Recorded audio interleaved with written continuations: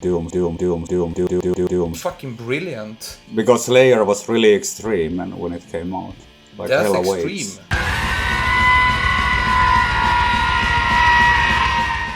Hell yeah, that's extreme. Slayer! Yeah. Slayer! Slayer! No! Slayer! Fucking Slayer! And I ended up with Jurassic Shark.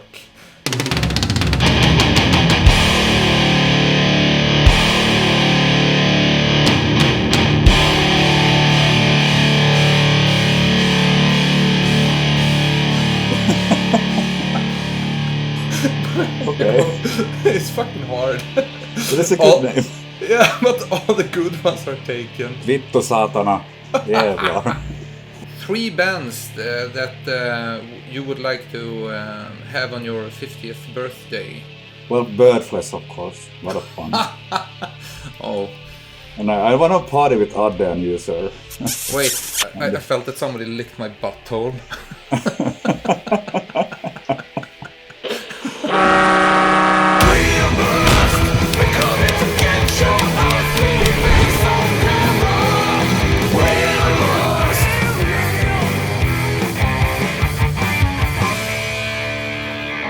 We have Keijo with us, and when I think of Keijo, I think of a talented musician, hardworking guy, a friendly and funny guy who likes to laugh and have a lot of fun, and I meet you when I have the most fun. Yeah, like... Well, but there's something to it. When I quit my day job as software engineer, I started to have more relaxed and more like, let's say, enjoying the touring part instead of being just fighting with the bosses if I can take time off and so on. So I think everything is much better like this, except for the bank account, but who the fucking cares about that? It's like, can I swear on this one? Will you beep them? Fuck. Fuck a lot. Alright, vittu saatana. Jävlar. Let's try to talk to each other for 1 hour without saying fuck. It isn't possible. I don't think we can stand 1 minute. I can think I fucking can do it. Oh yeah. One thing, my partner is coming here at some point, so we need to have a little pause. She's just bringing in something, but timing was kind of getting tricky. But that's all I wanted to add to this little agenda of ours, whatever it is. I don't know what they have planned. Yeah, I call it video podcast. It's like a friendly interview chat, something like that. You are my 15th guest, so this is episode 15. Yeah. Yeah. And how would you describe yourself, Keijo? What? Yeah. That's a tough question. Yeah. I have no idea. I'm a Finnish person who still lives in Finland, and I don't think I would like to change my permanent address. It's kind of a good place to be, safety haven. I like to travel a lot, and that's eventually again, and that's kind of a good combination with touring bands to stay behind or go in advance and see places for real, because on tour you can go and see some piled rocks, aka churches and statues, during the day, and then you can have some nightlife after show, but you can't really kind of see the places. So in that sense, I like to do that. What else? I don't know. I've been doing music since 1988, when we started something which was called desecration, until we found out that there was like 5 desecrations in the world. Time before internet, we couldn't know actually. So we changed it to Vomitorism, which is a terrible name, and everyone thinks we are vomitory, but we are not nearly as good. We were not nearly as good anyway. And as a spin-off, that turned into Rotten Sound, and then there's been a lot of projects, and right now I'm in 5 active bands, which you mentioned before. And I don't know, I like meeting friends and hanging out. What else? Should I go deeper? Who am I? I'm a pacifist. I hate everything violent. That's something I can say. Except from music, what is your biggest interest? Mm, things that are not that are a little bit unpredictable. Surprises. Take like Orange Passosus albums. You don't really know what's gonna happen next when you listen to them first time, which is wonderful. And and also I do like extreme stuff, but I do listen to a couple of other things too sometimes. But it's like today I was playing some kind of random or shuffle from my liked song, so it's 80% of something death metal based. Yeah. So I was really hooked with death metal, both Roar, Death, Pestilence, and those bands in the end of 80s and early 90s. Entombed, of course, you have the tattoo and all. Yeah. And then there was always the punk side, and my like first musical thing was Sex Pistols when it came out, and then Class came and finally Discharge and Chaos and some Finnish hardcore bands before going to Iron Maiden, Metallica, Slayer, and so on. And Yeah. kind of, I feel grateful that I was born already in year 70 to go through all the evolution back in the day to really see it happen. It was fun times. Would you say that you consider yourself a person who comes from the punk scene or the metal scene? Well, I started as a punk rocker, but I became kind of more of a metalhead. If you take two of the former members, Socrat and Sound, Mika is more of a punk, and I'm a bit more of a metal guy. And the Clash, I mean, today to me it sounds more like pop rock, something like that. But what was the first extreme band that won you over? Where does extreme start? Yeah, Because Slayer was really extreme, and when it came out, like that's Hell extreme. Awaits.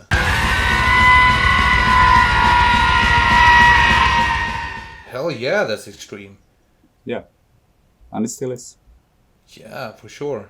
Even if the sound production isn't that isn't that massive as it is today. I mean, but it's an extreme sound, extreme songs, extreme riffing, vocals. Everything is extreme about it, right? So much hatred, so much blood, so much tears, so much wisdom. And when the intro of Hell Awaits begins with Join Us, and like the soundscape is kind of, it's more evil than it is today, or than it was when they ended. But I did always like most of the Slayers things, so, and I got to see them twice on their last tour. Awesome. So yeah, I have to answer Slayer, of course. Yeah. Slayer! Yeah. Slayer! Slayer! Ah! Slayer! Fucking Slayer!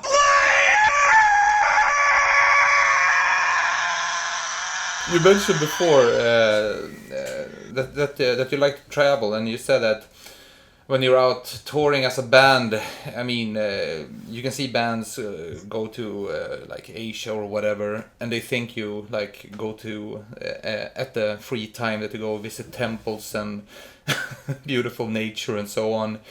But I mean, the reality is what you said, that you visit like bars and nightlife and all the nature you see from the highway when you drive, more or less, right? Yeah. Well, I'm not a really big of a fan of going into nature. I like cities and urban environment more, personally. But the thing is that, yeah, I'm actually choosing nightlife because I want to save all the energy I have left from the last night's nightlife for the show. It's kind of busy circle.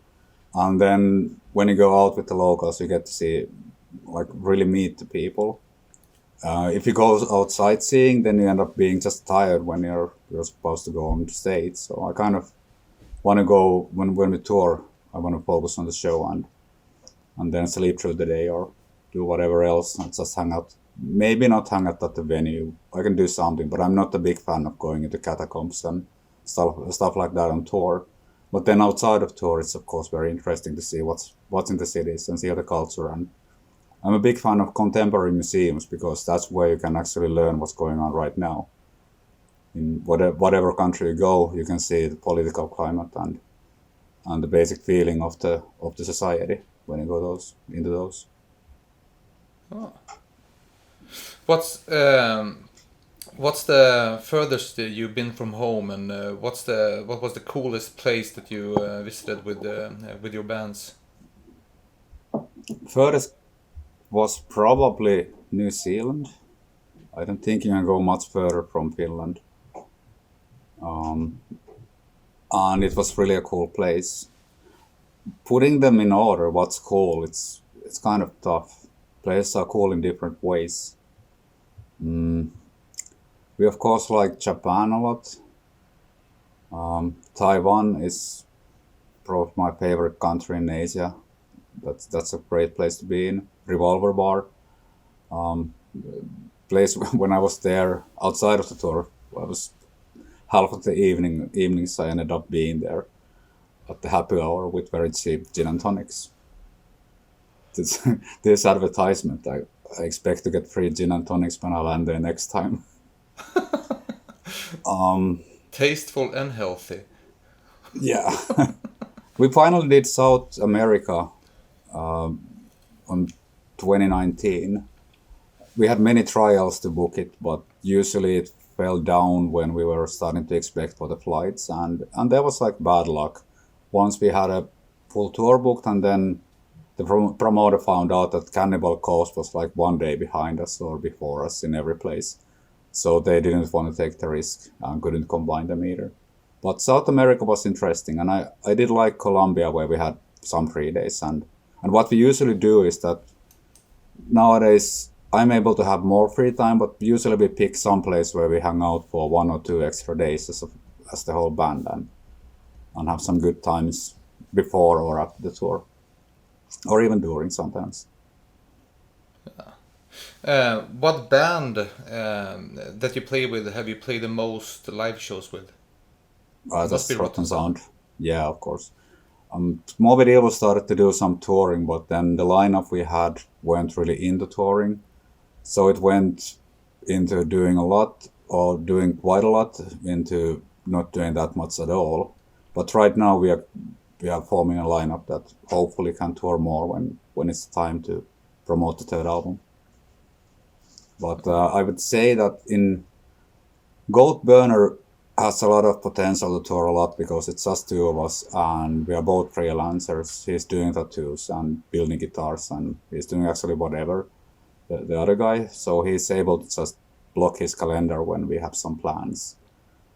So that's like potentially in future we might be able to do some more than Rotten Sound annually. But right now Rotten Sound is getting most offers, and we also don't want to like go and pay to play that much. Of course, sometime in the past, like in year 2004, 5, 6, we did US tours.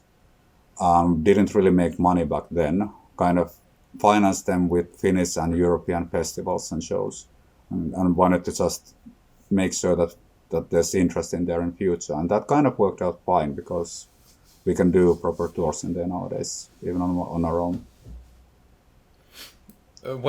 When did that situation switch with Rotten Sound? When did it become like a job, like an income for you? That's a good question.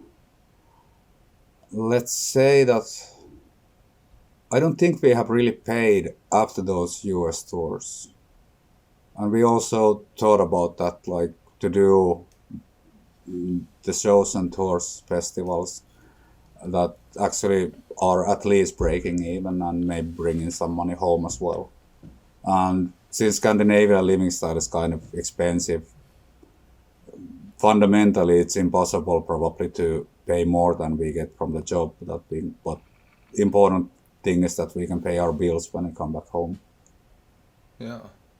You also mentioned that you have worked as a booker. What bands have you worked with, and what is your like, do you have a topic of like a specific kind of bands? And yeah, tell me about the thoughts. Tell me about the bands that you work with.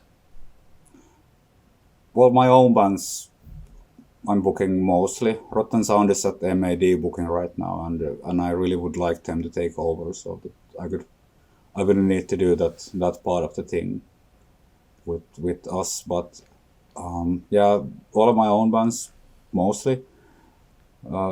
Especially in the past, I brought Nathan Death to Finland for 4 shows. Mr. Mark Kyle, the cello double kick noise rock artist. I've done 2 tours with him. Do you know him? From France, lives in Belgium. Mr. Mark Kyle.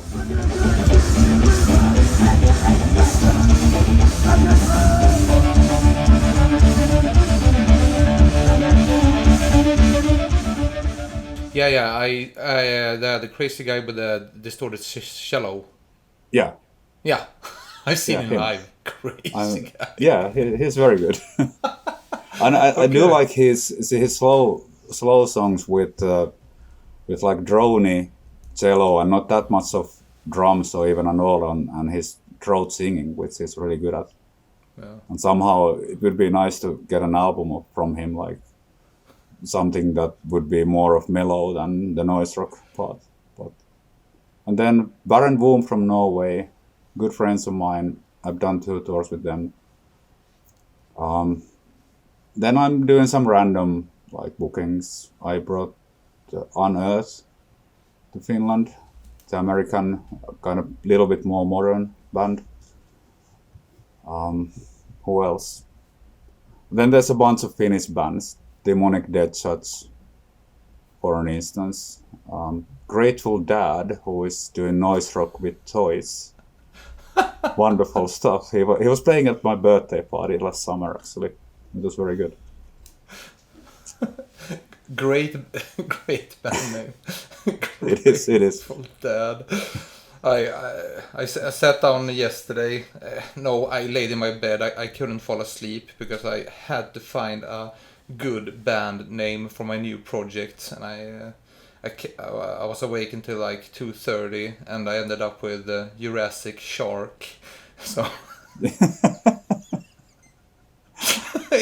That's a black metal band? No, this is a different project. But, Okay. it's fucking hard. But it's a good name. Yeah, but all the good ones are taken, and you still want to be. Yeah, well, people have said that Rotten Sound is a little bit of a dumb band name. It's kind of too obvious. But that's a story. There's a story behind it. The original bass player, Masa, said when we started to do it, he said that he has always wanted to play in a band called Rotten Sound and made his dream come true. But he left in 1 year, like most of our bass players. They seem to wear out. 10 years is the max that Christian did. We have a very good new guy now. Cool. What's his name? That is a secret. We are not secret. announcing anything. No, Okay. he's called Matti. He plays in Fuck You Sima, for instance. Fuck you, Sima. Yeah. Okay, never heard. I'm gonna check it out. Very good. It's a grinding sludge band from Tampere. When we are talking about, like, I'm writing down all the band names that you mentioned, and and this is a great way for me to like get to know new bands.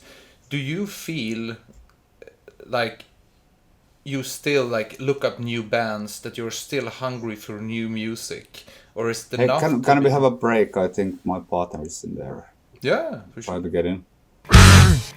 Wheelmust is now on Patreon. It's Wheelmust on Patreon. Well, if you want to help Wheelmust on Patreon to grow bigger, stronger, and also have this awesome fucking cool shirts, well, go on to Patreon, Wheelmust. You will also get some extra material that I won't release on YouTube, and you are also able to send me video questions to upcoming guests, which you will know in beforehand which guest it will be. on Patreon. Wheelmust. Just look at that shirt. Yeah, imagine yourself in that one. Awesome. Do you still actively go into forums and look up new bands and are you still hungry for new music in that way? Yeah, always. Wait a minute, this is standard.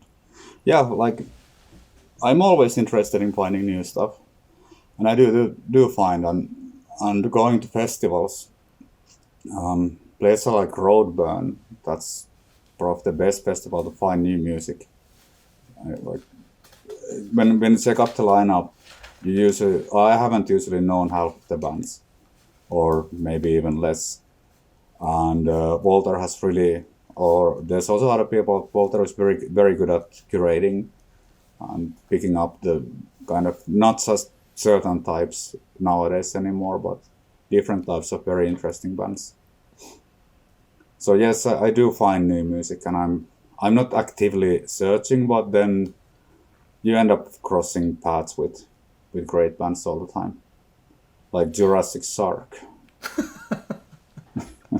If you would recommend me 3 good extreme metal bands that you found like the last 2 years, what's the top 3 that you would recommend for me? Last 2 years? Yeah. Oh, that's a tough question, and my memory is saying. Let's say 3 years. 3 years. Well, I have to say Romutus as one of the bands. Well, it means breaking stuff, and it's very noisy, grinding crust band. They don't have a guitar. They have this guy who is hitting junk, and it's distorted and going through effects in the guitar amplifier. So it's kind of rips, but noise. So they're crossover noise and crust band. It's great. You can find it from Bandcamp. Cool. I'm blanking out now. That's It's fine. like, Let's come back with that one. if something pops up, I'll just sort it out. Yeah. We talked about the breaking point when you don't have to pay and play and for the American tours. So I have a question from a friend, from a guest. His name is Björn Larsson. He plays in God Macabre, and his question is the following. He's the coolest guy with the name you're that I know, and he asks me awesome questions, yeah, on video. Follow that vehicle.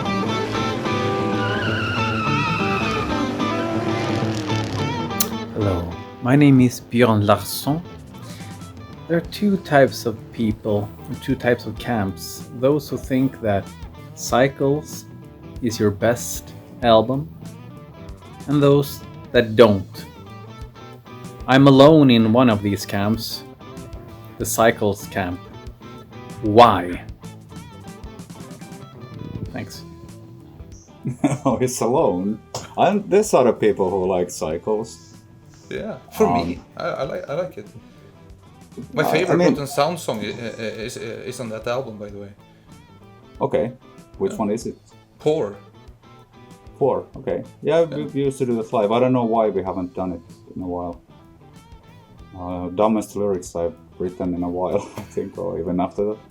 There's those people, the old crusties, who think that first EPs are the only things that make sense for us.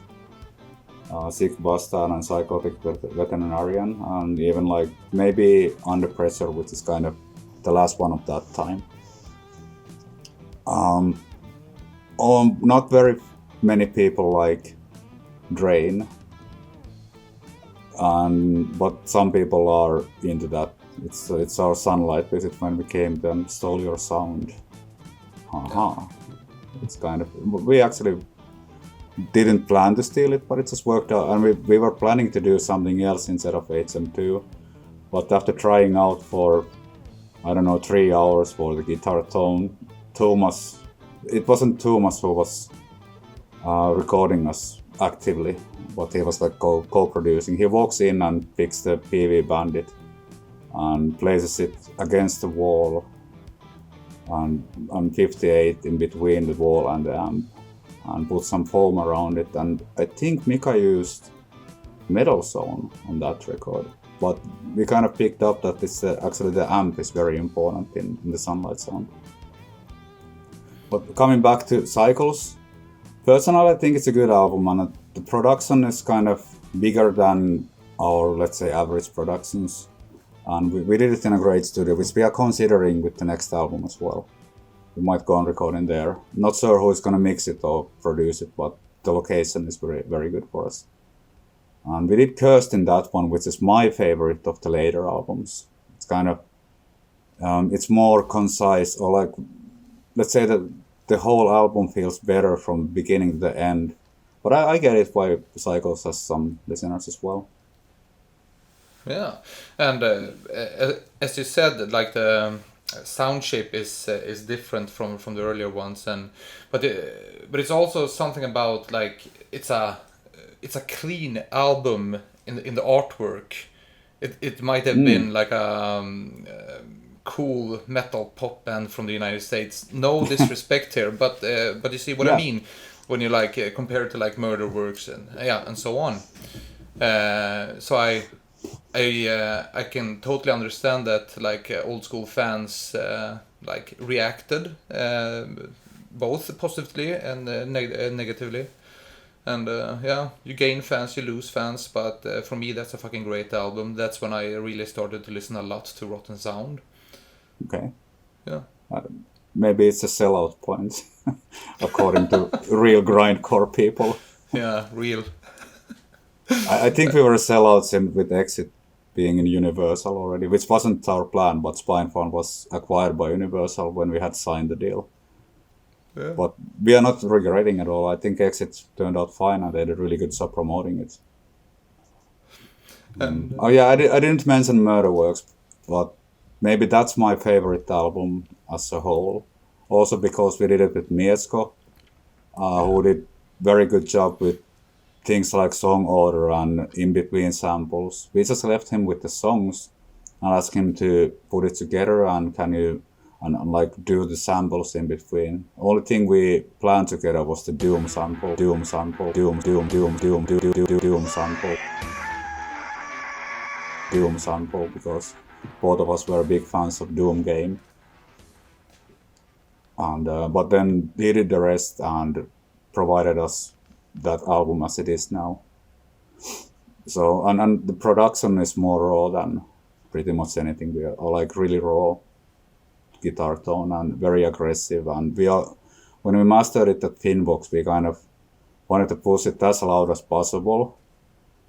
And I remember bringing them Dimmu Borgir's some symphonic album, which is full of high end in the synth, and I told him like, can you follow this spectrum please? And he just went and there's a Death Cult Armageddon, right?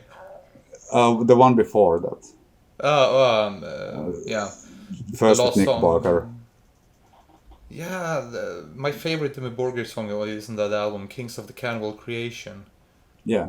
Yeah, we're talking about the same album, right? Yeah. But it was really massive sounding spectrum-wise.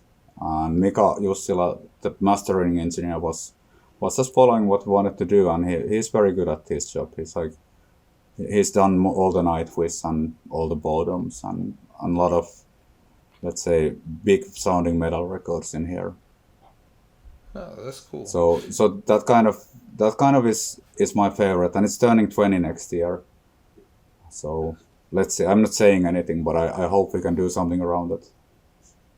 Yeah, man, we're getting old. How old are you, Keijo? Mentally, 15. When I'm drunk, I'm 8, and when I'm hungover, I'm 63. 50. I turned 50 last year. For real? 50? Yeah. Yeah. You don't look a day over like 35. No fucking kidding. You're supposed to say you don't look day over 49. There's a lot of filters in these cameras. That's why it took so long. I needed half an hour.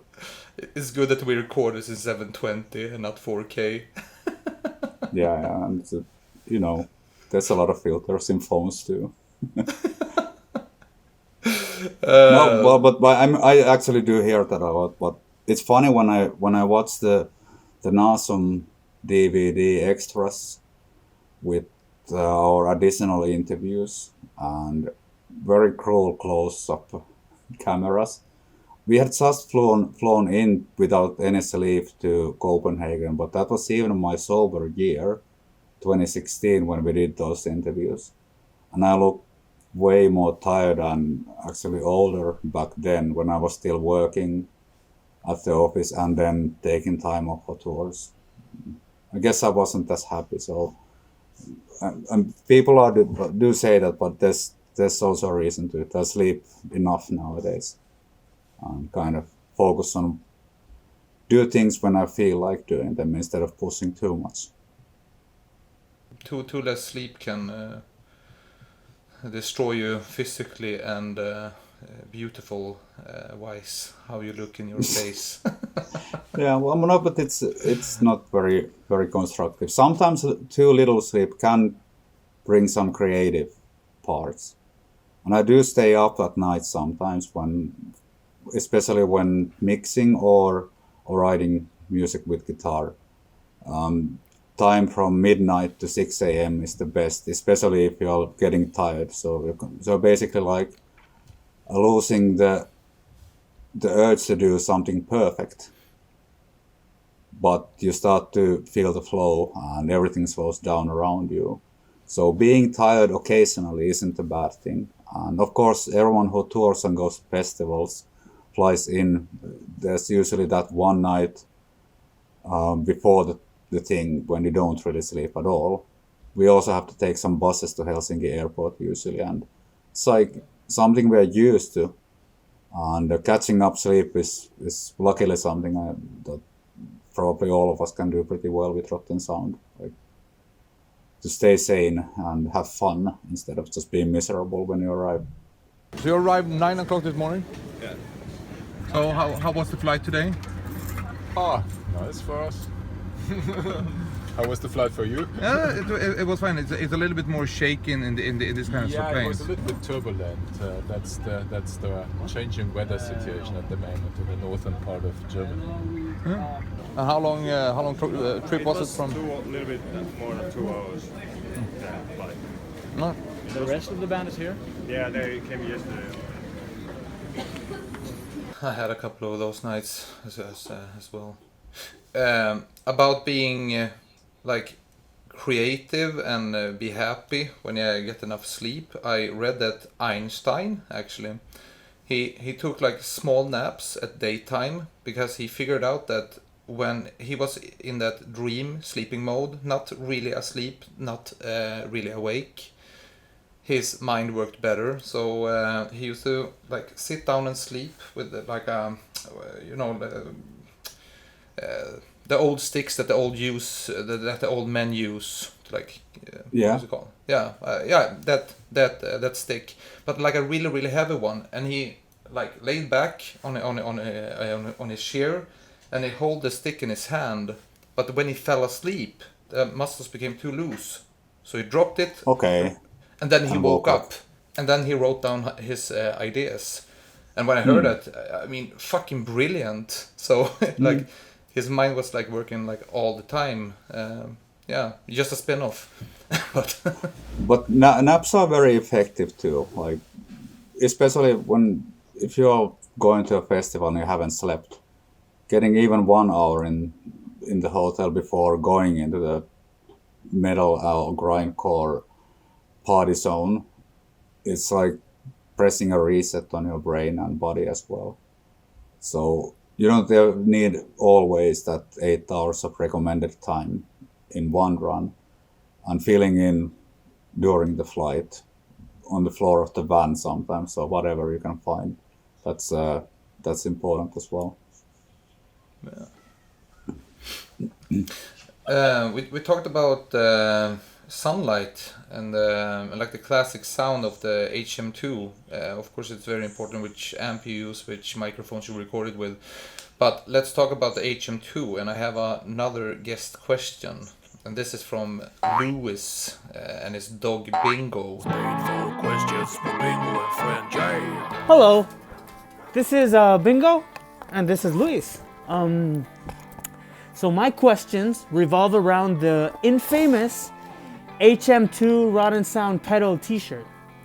Question number one is, this might take a lot of thought, so if you need to take a second or two to think about this, I appreciate it.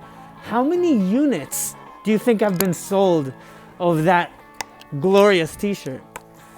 Definitely in the thousands, right? Like maybe it's up to like 10,000 or something? I don't know. I have no idea. I have no idea how many we have sold. Like really, we don't really keep numbers that strictly. We print them and get rid of them when we tour. But probably, I don't know, he probably works for Roland and he's gonna sue us if I say any number. So I don't think we have sold more than 2. But yeah, you can see that people buy them. It's not our best selling. The logo shirt is the best selling always. Fast music for slow people. That's always the favorite average on every tour. On the other hand, is what bands have paid tribute to that shirt? A couple come to mind, such as Implore. Please mention them if you will. Bingo appreciates it, and so do I. We actually stole the idea from Panu of Avgrund. He made DS1 shirt from Orange t-shirt. And then Mika modified Sound Goes In, Rotten Comes Out in the text and made the actual print. I think that as for the other bands who have used them, Implore of course. Who else? God damn it. Memorizing names is really difficult for me always, and this is like blanking with the band names. I know that there's some, and I would like to bring up at least one. I know Gary Ronaldson from White Radio's designs did some HM2 type design for some band, but I can't remember the band actually. Let's come back to that one if we can remember yeah. it. And thank you, Lewis, for this glorious question. But the official answer is 2 has been sold so far. Yeah. Good. Hello to Roland and Boss brand. If you could describe Rotten Sound's music, how would you like to describe it to a person who like the most extreme thing that they listen to is like Millencolin for just name dropping a band and have some reference point? It's fast music for slow people. Yeah, all right. That's why the t-shirt is selling so well then. More seriously, Yeah. it's death metal infused grindcore. Death metal infused groovy grindcore. Maybe that's the thing we have done lately.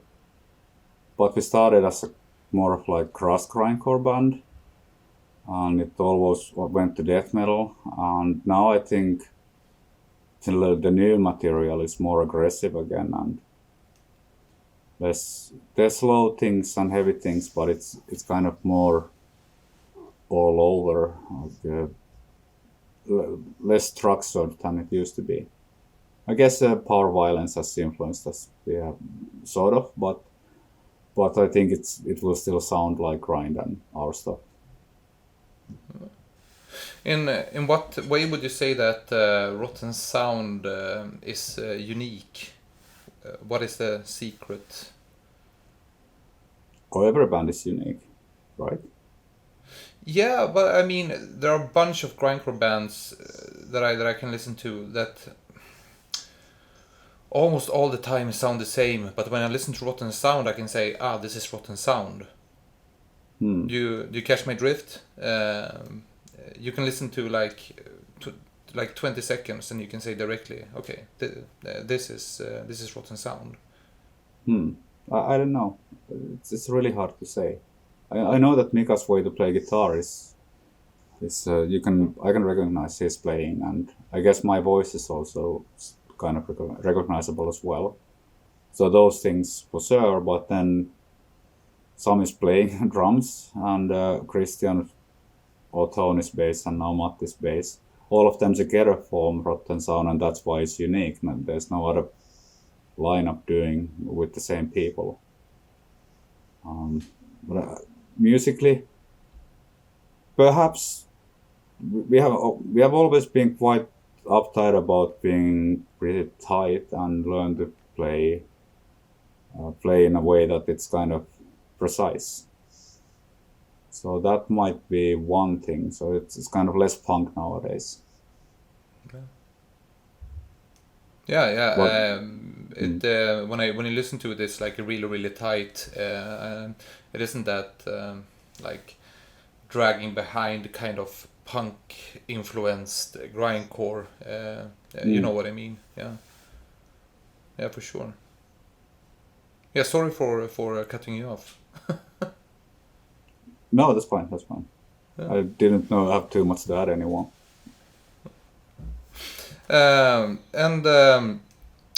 Let's talk about your other bands. The 29th of January, it was a cool day for Age of Woe and fans of the band. You released a new video, right? Yeah, we did. We did the Twilight and the Dawn video from the upcoming album In Venom. Yeah. Well, the whole story is so that Carlos quit the band. I guess Carlos was the last original member. I'm not sure if Andre was there before. But anyway, also, well, Sonny, of course. Sonny is the original. I'm silly here. It's Sonny's band, kind of, also. But Carlos quit the band for personal reasons, and they posted something in Facebook about, was it then 2 or wait, it has to be, no, 2 years ago, yes. And I was on tour with Enragement and Death Design. Enragement, that's a really good new band from Finland. They're just doing a new album. I think you would like them all. A lot of grindcore people would like them. And I saw that when I just had a break. I was driving them, so I was having a break and up in the hostel, and noticed that and sent a long message like, I'm very interested in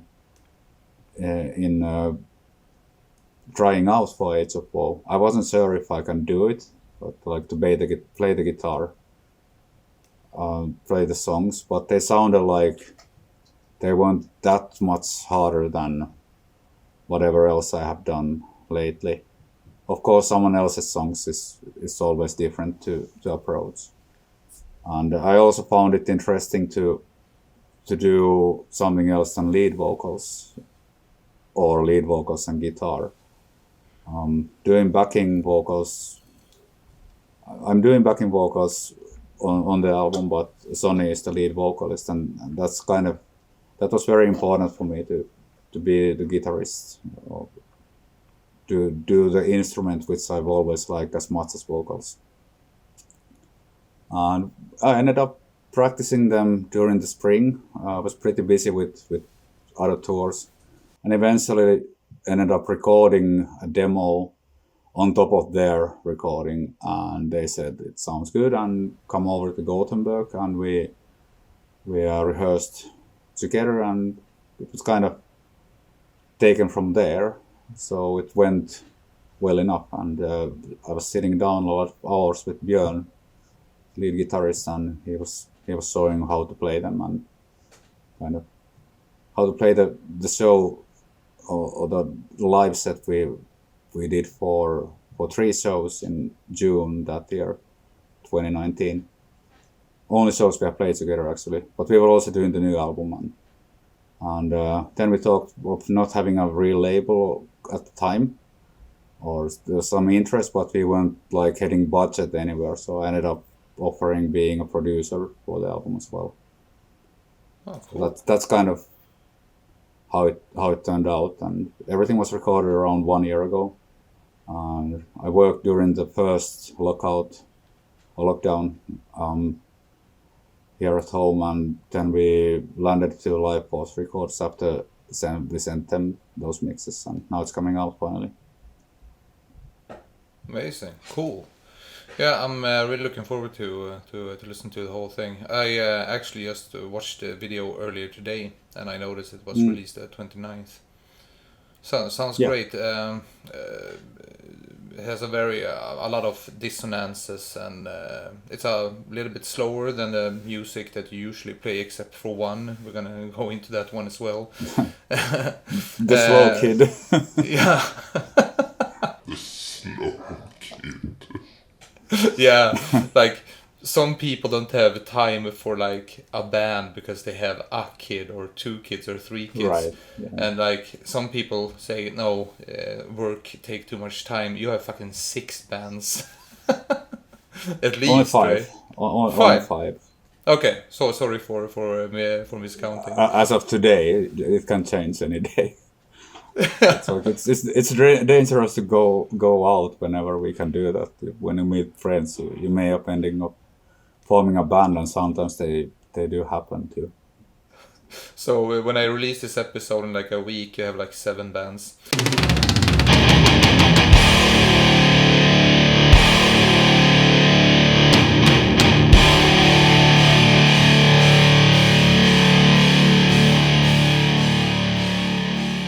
Yeah. So Age of Woe, it's a little bit slower. It has a lot of dissonances. It has a very dirty sound, and it's pretty sludgy. It's like some kind of garage-ish in some kind of extreme way. But you have a slower band, Morbid Evils. Yeah. Tell the viewers about it, and I would love to hear it. All right. So the thing is that I used to sing for a band called Medea before, and it kind of is connected that when I was still working, I felt that I can't do more than 2 bands.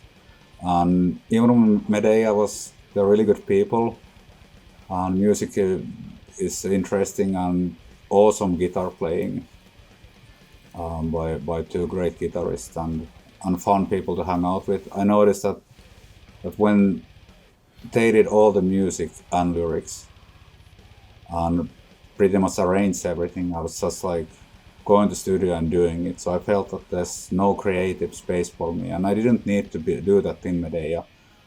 But I ended up leaving Medea in 2013, and that's pretty much when Morbid Evils started.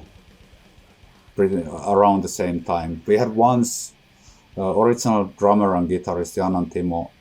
We were practicing once or twice with them, just playing some covers, and I remember throwing Tragedy at them, and we were playing Fu Manchu. And then the first version of In Hate, the first single we released, was a stoner song. So it was like mid-paced, and we were tuned all the way up to B back then. All the way up.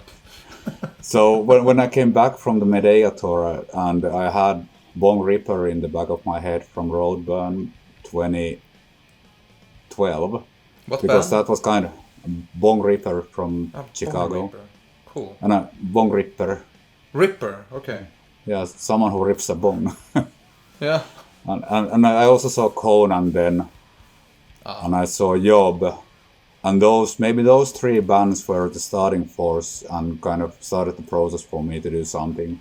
And it was Jan and Timo who wanted to do more stoner-like, because they came from a grunge band. But I talked them over to like, hey, let's try to do very slow and simple version of In Hate song and just tune lower down to G. We tried A, but we went down to G. And we happened to have extra amplifiers, so we plugged in 2 amplifiers to each guitars and wanted to have a droney soundscape for it. And then also slowed down as much as it made sense, or maybe even more.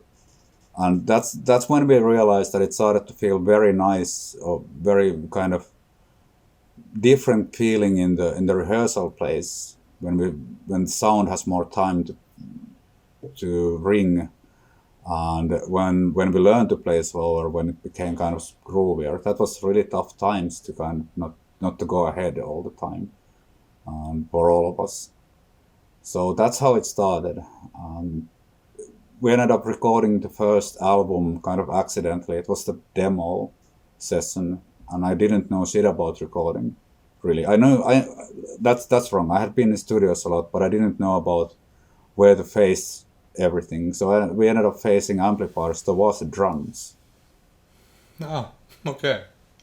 And so basically drum microphones were also guitar microphones. And guitar microphones, they were not picking drums anymore because guitars were too loud as well. And we didn't know anything about isolating channels. There was constant 50 hertz somehow involved in there. When we started the rehearsals back in the day, it felt like going into power station when you like turn on the amplifiers and it's just 50 hertz behind it. and you just, yeah, that's how it was. So after that demo session, I did the first mix and vocal demo for In Hate, and we sent it to Swart Records, and they were like, hey, they wanted to release the album, and we ended up recording those 6 songs back in the day. So it became accidentally our first album. And I'm not really happy with everything with it, but it's very unique sounding, so I'm not regretting facing the amplifiers, the drums, although I haven't done it since.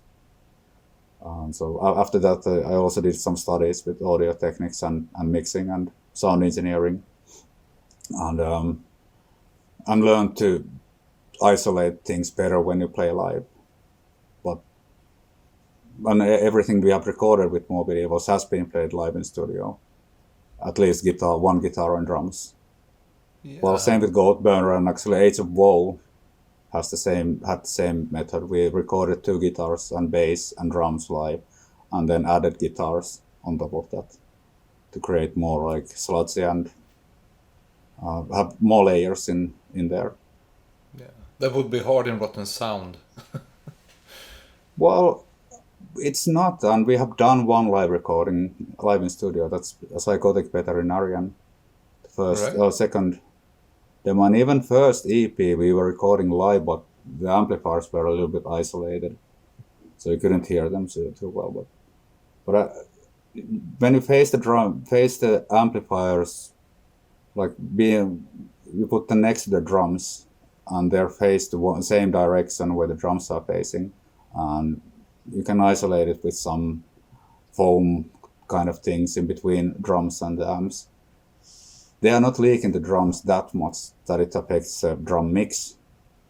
But the benefit of that is that you get the whole band like a stereo microphone in the middle of the room. So if you see any pictures of me recording a band, I have that one pair of ribbon microphones always there in the middle recording the whole soundscape, which is a very nice thing when you go and mix, because you don't have to compress everything too much to make it sound more solid. The problem with isolating everything is that you have to process a little more to make it sound like even a little bit more like live, unless you do something very modern where everything has to be separated, but that's not my cup of tea. Cool. So I'm not sure about Rotten Sound if we ever do that, but I think we could if we wanted to. I can give you a cool channel to check out. Ulf Blomberg, a friend of mine, he has a channel and a studio in outside of Malmö. It's called Hobo Rec. Hobo Rec. Okay. Hobo Rec, and he puts out YouTube videos and just great stuff like that you can think of when you're recording bands. Okay. Sounds he good. builds his own microphones and have a lot of tips and tricks. Yeah, it's great.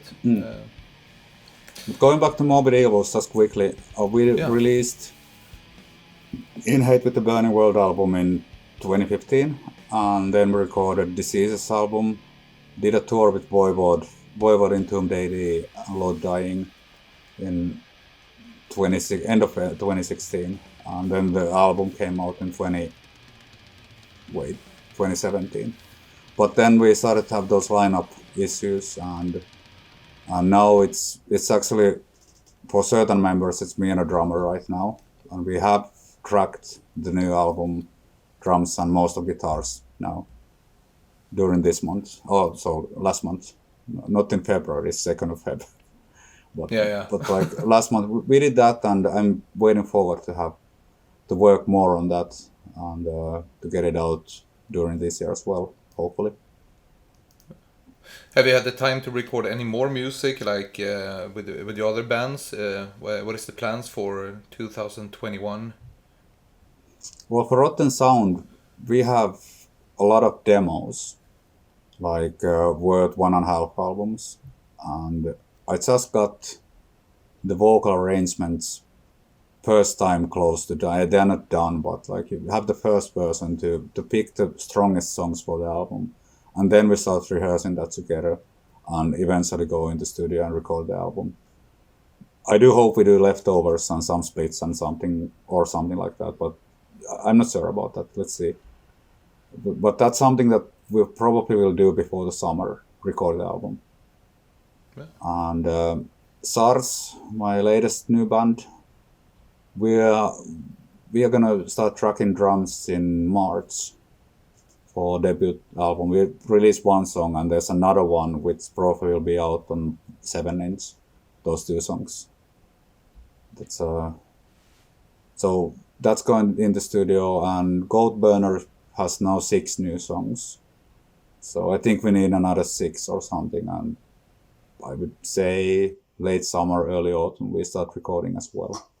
So I think like now it's the time to do the music and put it out when it's time to tour. Yeah, you have to be smart. I mean, when we're not able to be out playing, it's time to be creative and do all that hard work, and then just reap what you have sowed. The touring life, yeah. Cool. Snooze. News. Sorry? Snooze. Yeah. Swedish tobacco. Illegal here, and all the Finns are mad because they can't go and get some now. It's illegal? It's illegal here. Huh. Oh, you cannot buy the snooze in Finland anymore. This is it's not considered very... unhealthy. No, it's not unhealthy. Not at all. Smoking is unhealthy. I don't know if you see what the name of this one is. It's like One. Yeah, One. Inspired by Gothenburg rape. What? It's a Swedish word for tobacco in a small bag with the taste of like some kind of wood, but inspired by Gothenburg rape. Yeah, that's fucking horrible. If you come as an English talking person to Sweden, it's fucking weird, right? Rapé. I think we covered like like we have talked about all your bands. We haven't gone in that deep, maybe into like different albums and so on, but I like the play on words. I just have to say this on abuse to suffer and suffer to abuse. Well, that was another session when we recorded more music than we needed on an album, and we ended up choosing the songs for Abuse to Suffer.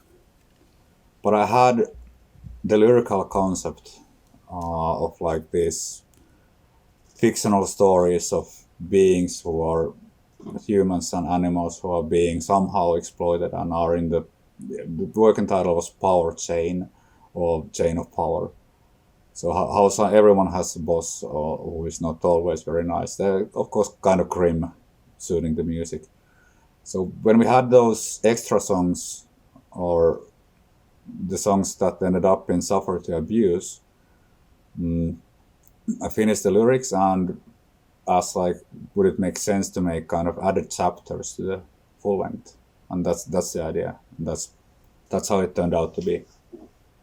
It sounds deep, but it also sounds like a play on words. So I like Yeah. it on many dimensions, levels. I think Sami wasn't entirely sure. He was kind of bit. It's kind of silly and cheap, but especially with the artwork done by Mus Design, who has done a lot of artwork. He's done Cycles, Consume to Contaminate, Suffer to Abuse, Abuse to Suffer, and a lot of t-shirt designs for us. So when he made the first design and then kind of had the other one, which are having similar vibe but still different, it works like a good pair of releases. Yeah. It's a better title than Jurassic Shark.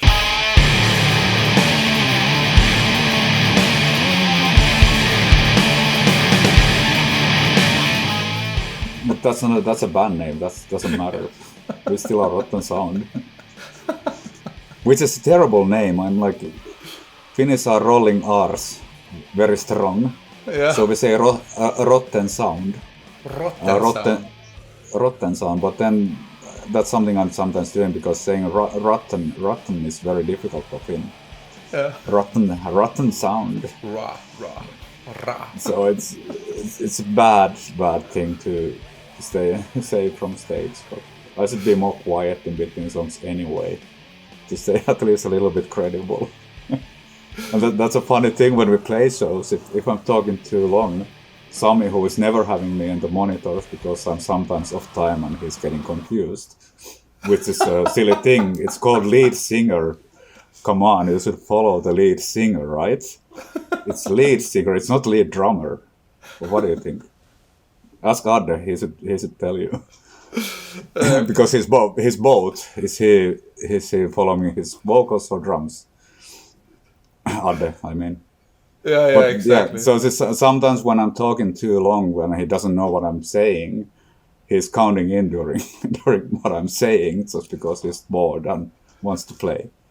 A little bit disrespectful. It's fine. Only time I stopped him was the last show. It wasn't just him, but it was also others making some noise in between what I said on the last show of the Napalm tour, when I wanted to thank everybody in the crowd. I was trying to memorize who was in there, and they were like distracting me, and I'm like, who did I forget? And I did forget someone, probably. No, I don't think I did in that show, but only time when I said something. But no, normally it's just funny, and I'm kind of off the hook of saying anything anyway when he's counting in. Yeah. Yeah.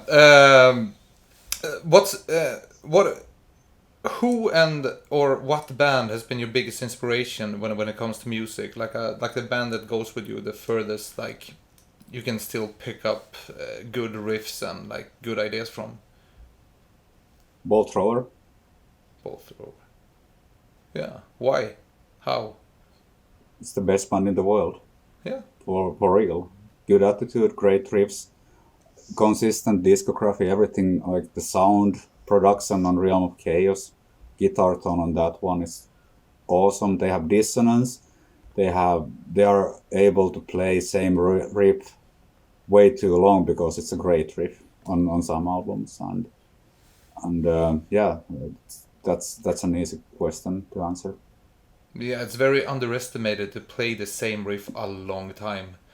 And you can hear a lot of Bolt Thrower from GOATBURNER and also even Morbid Evils sometimes. It's present there. I'm really looking up to what they have done musically. Cool, man. Or what they did. Yeah, are you a big fan of Asphyx as well? They're okay, but I wasn't that big of a fan. I did like the early Pestilence more, if you talk about Martin V. Drunen. Consuming Impulse is an awesome album music-wise, and also his vocals are great in that one. Yeah. Like, honestly, it's kind of tough to put bands in order, which is the best one after Bolt Thrower. But I sort of have leaned on that for a long time and just realized that they really are important for me. And yeah. I think we can come back to this. I want to end the interview with going back to this topic. I have some other stuff I want to ask you, and two questions. What is the most fucked up thing that has ever happened on tour? I mean, like it can be something really, really bad that became like a extremely good story to tell, like something horrible becomes something funny. You know, see the positive in the tragedy. Well, this isn't funny at all, but I got roofies in Riga once. You got? And roofies after so in a bar, and woke up in the bench of like a park. It was summertime, luckily. I remember having my second drink in a bar where I was supposed to meet some local guys from the crew of the local venue who I kind of knew. And we were so slow at getting to the hostel and nobody else wanted to come out. So I went out on my own thinking that the friends would be there, but they had been gone. And there was this nice youngish couple there who I ended up sitting down in the bar and just talking. And I'm usually not telling that much, but I somehow burped. Yeah, we had a show earlier today. We were supporting Converge on their Baltic tour. Oh, cool. And then at some point, the other person of them took my hat. And when I turned, and kind of, hey, it's like a reflex. If someone takes your hat, you're going to turn. No one's just staring and watching your drink. And I wasn't thinking, they seemed kind of nice. So they took my hat and I turned, and at that time I think I got the drops in my drink. Because quite soon after it I realized that something is really wrong. And I went out and tried to move towards the hostel, and in Old Riga it's not a square plan. But in that state I couldn't find anything. And ended up passing out and had my cap missing. So they took that. They took 300 euros from my wallet. Luckily I didn't have that much more. I didn't have like all of the merch money or anything. And they took my phone, but they left me with my driving license to have ID and also my credit card so that I could somehow operate. So nice thieves who were out of money, I guess. But it was scary as shit. And I mean, I felt really sorry for my bandmates for like not finding me anywhere, and they went to police and Finnish council, and we had our next show in Poland, in Warsaw. So it was a long drive, and they started to drive, and Pete from Feaston was with us, and they were considering if he could sing, but they ended up canceling the show. And when I woke up, I had jumped in the cab, took like enough money to negotiate 300 euro deal to get a cab to Warsaw to make the show. Kind of half out of my mind, passed out in the cab right away. I woke up in Poland, pulled over to a hotel, went to my Google Drive or something, found Mika's number and called him. But I was so focused on getting to the next show that I didn't think of how to reach them, and also like half unconscious that I didn't think of how to reach them first before starting to travel and make the show. So we got that show cancelled, unfortunately, and nothing worse happened. It's just money, it's just a cap, and it was a bad Nokia phone, Windows Nokia phone. The older ones were better. And fucking scary. But we still, yeah, it was really scary. So luckily nothing worse happened. And then we played the last show of that mini tour in Berlin still. But yeah, it kind of lessons learned. You shouldn't go out on your own, even when like, okay, it was bad luck that we were so slow that the locals had left, but still. Yeah, but I mean, you still have your driving license, your kidney. Yeah, I'm not sure. Maybe they were like, we can't use this. Come on, guys. Probably I was checked out. No, he's on tour. Come on, this is garbage. This is a great moment to mention Organ Dealer. You know the band. Yeah. Them. Funny guys. Yeah. I like them a lot. Well, they're great live. When you mention those new bands, We played one show in Chicago, and then I saw them in Obscene Extreme twice. So it's a good live band, really good. Yeah, you saw me on stage. I was like filming the whole set. Yeah, I think so. Yes, Yeah. but I wasn't looking at. I was looking at the band even when like I should have looked at you all the time. Yeah. Like, what the fuck is he doing? The band is playing. Get the fuck out of there. It's fucking great. I did a live video from Obscene Extreme, and Organ Dealer Yeah, is one of my favorite grindcore bands for sure. Yeah, I really dig them, and they fucking like great guys in the band. I've spent Yes. I love spending time with them. Yeah. If you could have done something differently except being roofed in Riga, but do something differently in your career, what would that have been? Like if you could talk to yourself like the 20-year-old Keijo. Probably I or we wouldn't have went to death rock with Vomitorism, because it was proper death metal in the beginning, and it started to become more melodic, like all the bands in the 90s, like Sentenced, Amorphis, Entombed, who kind of were one of the first to start it. And I think we shouldn't have done that. It would have been nice to stay as a death metal band and do really dirty and ugly and rude and aggressive death metal and keep it going like that, even as like, because Rotten Sound started as a side project for that, and then we ended up noticing that okay, no one's interested in our promos anymore. Why? And we didn't know why, because we thought they were great, but now when I listen to them, they're kind of embarrassing. The last promos we did, I mean, they're not terrible or anything, but they were not as good Vomitorism as we were in the beginning. Let's say that. So maybe that's something that I would like to change. But then coming back to today, doing that kind of music, because I was writing for Vomitorism and Motor Rotten Sound before we finished. Right now, I think GOATBURNER and Morbid Evils are kind of presenting that part of what I want to express musically.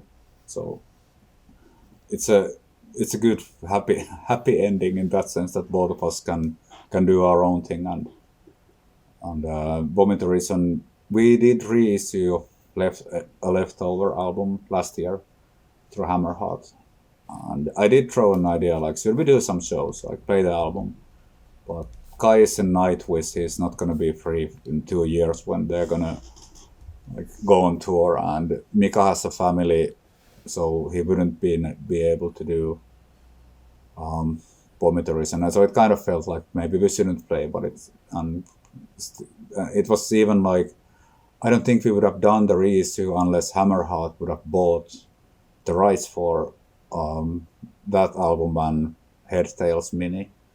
And when we heard that they're going to do it anyway because they had the rights, of course we could have started to be difficult and like, we don't want it to be released. But we kind of played along and I did the mastering for the reissue. The album was never mastered before. We didn't know about mastering, or we were just ignorant when the studio engineer told us, hey, you should master. Yeah, right, give me a beer. Talking to our friends, and we just ended up releasing it only mixed. So Finnish friends were saying like, it's a okay album, but it's kind of quiet. Yeah. So that's what happened. But maybe that's the thing, because that's the first thing I've started to do. Yeah. So that is the answer to what you would have done differently. Yes. Yeah. I want to sing regrets. I had a few. But I'm doing my way in karaoke quite often. Really? It's a song, like, yeah. Are you a karaoke fan? It's fun as hell. Hell I cannot sing for shit, but it's still a lot of fun, especially for other people. You have to come to Malmö. You have to come to Malmö and we sing some karaoke. I have this fest in Malmö called Malmö Massacre. Okay. I was Exhumed was supposed to come, Necrot, General Surgery, Birdflesh. Yeah, I think we had like 16 bands planned for this year. Well, I have last year. five bands you can book. Yeah, let's talk more about this. All of them. Yeah. No, but seriously, it would be really fun to come over. I hope we can manage to work it out somehow. Hell At yeah, least we should one hit or two of them. Bar. Sorry? Yeah. If you can play with some of the bands, but I can come to Malmö just for karaoke as well. If I'm rehearsing with Age of Woe, I can easily take a Flixbus or something to Malmö. Just go to karaoke and spend a night with you, sir. That would be fun. You have a bed and you can be a guest DJ at Malmö Massacre. That would be fucking great. Yeah, for sure. I'm still saying that we have some bands too in Finland here, and one Swedish band that would like to play. So. Yeah, that's the booking comment. let's talk more about this off camera. And well, how about doing the booking process here on camera? We should do a live stream in the future. Yeah, like how to do booking. Can we start from the rider? Only red M&Ms. No.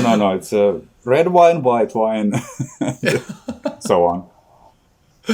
Oh, God damn it. Ending questions. First one. 3 bands that you would like to have on your 50th birthday. But it was already. Yeah, it was. I didn't think that's what when I wrote this question. I thought you were like max 40. So I was like, right. yeah, 50th birthday. Yeah, that sounds great. Like at least like half of your life. So your 60th birthday. Oh, 3 bands. Yeah, 3 bands.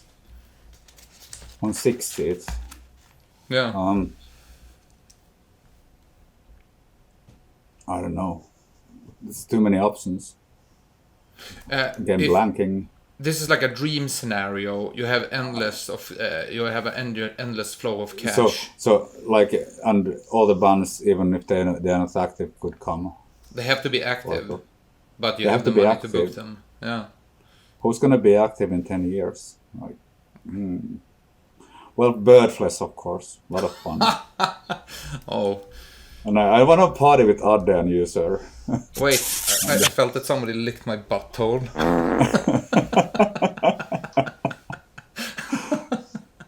Just a finger.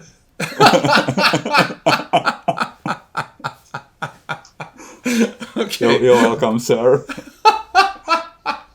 Birdflesh, okay. I trust you and I believe you, and you definitely have the economy. Yeah. And then something slower, heavier, and Bone Ripper. Bone Ripper right. would be awesome. Yeah. And who else? Third band.